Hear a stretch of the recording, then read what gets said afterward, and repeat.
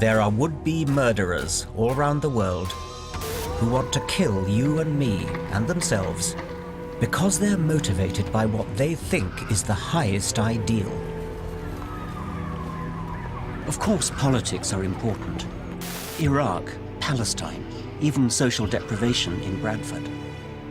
But as we wake up to this huge challenge to our civilized values, don't let's forget the elephant in the room, an elephant called religion. The suicide bomber is convinced that in killing for his God, he will be fast-tracked to a special martyr's heaven. This isn't just a problem of Islam. In this program, I want to examine that dangerous thing that's common to Judaism and Christianity as well. The process of non-thinking called faith. I'm a scientist, and I believe there is a profound contradiction between science and religious belief. There is no well-demonstrated reason to believe in God. And I think the idea of a divine creator belittles the elegant reality of the universe. The 21st century should be an age of reason, yet irrational, militant faith is back on the march. Religious extremism is implicated in the world's most bitter and unending conflicts. We want the non-Muslims off the lands of Muhammad. We want the kuffar out of it. America too has its own fundamentalists. The issue for the next generation is going to be the Islamification of Europe. And in Britain, even as we live in the shadow of holy terror, our government wants to restrict our freedom to criticize religion. Science, we are told, should not tread on the toes of theology. But why should scientists tiptoe respectfully away? The time has come for people of reason to say enough is enough. Religious faith discourages independent thought, it's divisive, and it's dangerous.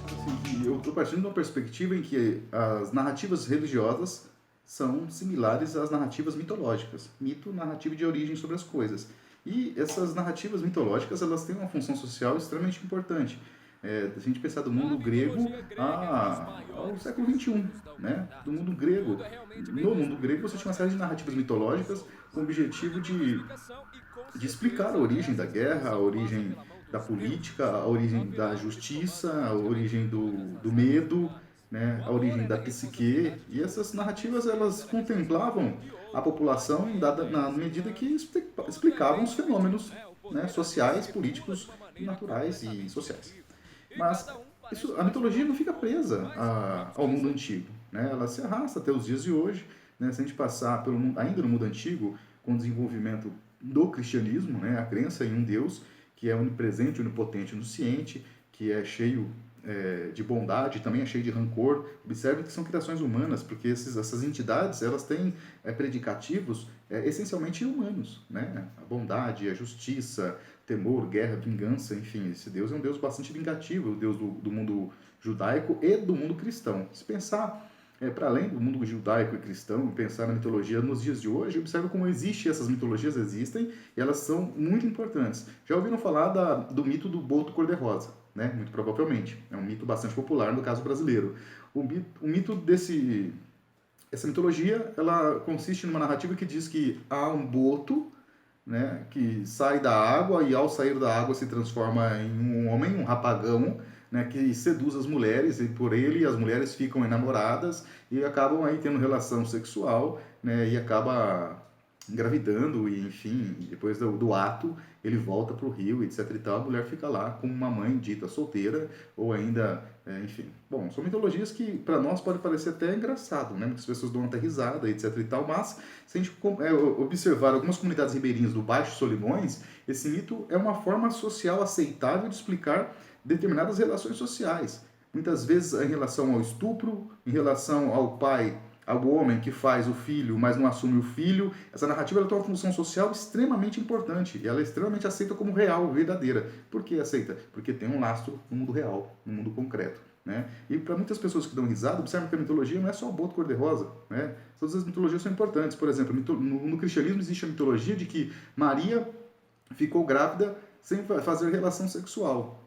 E aí ninguém dá risada, né? Eu acredito que aí poucos vão dar risada porque a formação da mitologia cristã na nossa cabeça é muito forte, né? São coisas, a mitologia ela é contraditória, ela é irracional, necessariamente o sexo comparece, né, nessas narrativas de origem, né, e elas existem para poder explicar o mundo que nós vivemos, né, o mundo natural ou o mundo social. Isso é muito importante. Bom, é uma forma então de consciência, essas mitologias, né? É uma forma de consciência e, portanto, é importante. Mas é importante também aqui dizer que não é a única forma de consciência. A arte é uma forma de consciência, a filosofia é uma outra forma de consciência, a religião é uma forma também de consciência, né? Muito bem. Quando a gente fala de religião como mitologia, logo a gente fica dentro de um campo do pensamento ateu, né? E ateu muitas vezes é colocado como seguidor do demônio, pessoa sem coração, sem maldade. É necessário deixar de uma vez por todas super claro que ateísmo não tem nada a ver com isso. Uma leitura ateia da história significa entender as coisas como elas são e coisas como são elas feitas pelos seres humanos, né? Existem alguns livros importantes que eu recomendaria para algumas leituras mais aprofundadas, né? Por exemplo, um livro muito rico para poder entender um pouco a religião, o discurso religioso, é o livro do Richard Dawkins, né? Deus, um delírio, traduzido aqui para o nosso idioma, assim, dessa forma, né? Um livro extremamente interessante, denso, né, no sentido do conteúdo. Outro livro bastante importante, esse um pouco mais novo, é Deus Não é Grande. É um livro do Richard Hitchens, né? Esse livro é um livro também disponível aí nas livrarias. Esses livros todos vocês conseguem em PDF, né? Que vai fazer também uma crítica incisiva de como as religiões, né, são perversas em relação à formação daquilo que deveria ser humano, né? Oprimindo, sobretudo, né, os seres humanos. Algo que, em tese, era para libertar, na realidade, oprime, né? Críticas extremamente importantes faz aqui o Hitchens. E esse livro aqui é um livro menor, evidentemente, é um livro que está publicado aí pela Clube de Autores, mas todos eles dá para baixar, né, em PDF. É um livrinho que eu fiz, né, tentando dar uma resposta um pouco mais direta para os amigos, as pessoas mais próximas, sobre o que é esse tal do ateísmo, ou aliás, por que Deus não existe, né? Ou seja, onde é que está Deus? Muito bem. Colocado dessa forma, o nosso interlocutor, através desse vídeo, documentário, pode pensar, poxa vida, mas vai falar mal de Deus? Não. Essa é uma perspectiva de falar mal de Deus, é uma perspectiva muito pobre. Nós precisamos entender o que seriam essas narrativas mitológicas, que colocam lá os seus personagens, no caso do cristianismo, do judaísmo, do islamismo, Deus como personagem central. A gente precisa entender o que são essas religiões, né? Muitas pessoas farão críticas às religiões. Estou falando de uma tradição ateia, que eu costumo chamar, me perdoem a palavra, mas um ateísmo preguiçoso, um ateísmo burro, porque não se preocupa em entender o porquê que as crenças existem e simplesmente taxá-las. Acaba virando uma espécie de religião. Não quero participar desse tipo de coisa. Então, a religião, ela tem, e as mitologias em geral, elas possuem uma função social muito grande. Por quê? Porque contemplam a vida das pessoas que professa, no caso essa religião, professa essas crenças mitológicas. Se a gente pensar um pouco mais além da história, passando pelo mundo romano,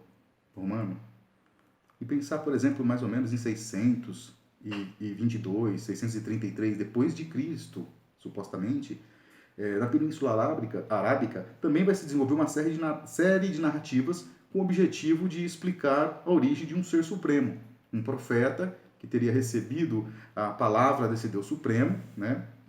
Esse profeta Maomé vai receber a palavra de Alá, como Deus supremo de todos os deuses, portanto, né? E esse Deus, ele promete, assim como o Deus judaico-cristão, uma vida de riquezas, uma vida de resignação, prazeres, né? E de realização, 100% de realização. Só que um detalhe, essa vida de realização, de prazeres, de riqueza, de abundância, é uma vida após a morte, é o paraíso, né? Ou seja, em dada medida, essas religiões elas estão prometendo numa vida além desta vida, suposta vida além desta vida material que nós vivemos, algo que nós não conseguimos aqui nessa vida, né? Isso é bastante grave, isso é bastante importante para entender por que as religiões se disseminaram. Pensa no mundo romano.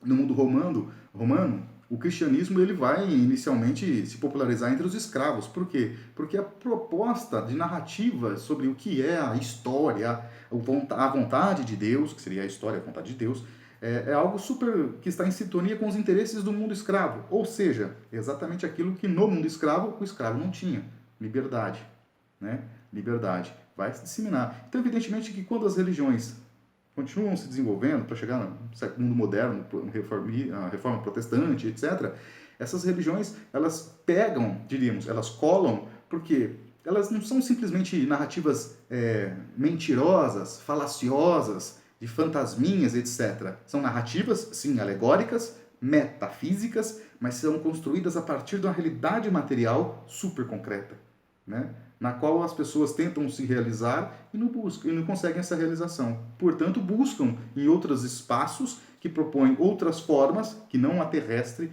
de realização da vida, né? Eu acho bastante lamentável, porque muitas vezes se trata de negar a vida para ter a vida além da morte. Bom, como não existe vida após a morte, significa negar a existência única que nós temos, né? Então, nesse sentido, as religiões são extremamente importantes porque elas acabam dando uma linha diretiva da tua vida, né?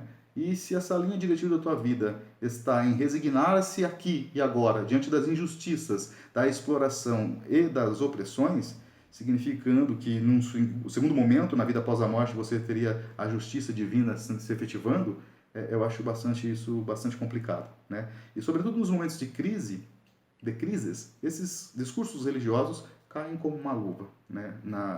Na vida do trabalhador e da trabalhadora desesperado, que não vê nenhuma perspectiva aqui no mundo concreto, aqui no mundo dos homens, né, de mudança, de transformação e de atendimento das suas demandas, né? E aí acaba a religião tendo ainda um lastro social, explorando gigantescamente esses momentos de crise, né?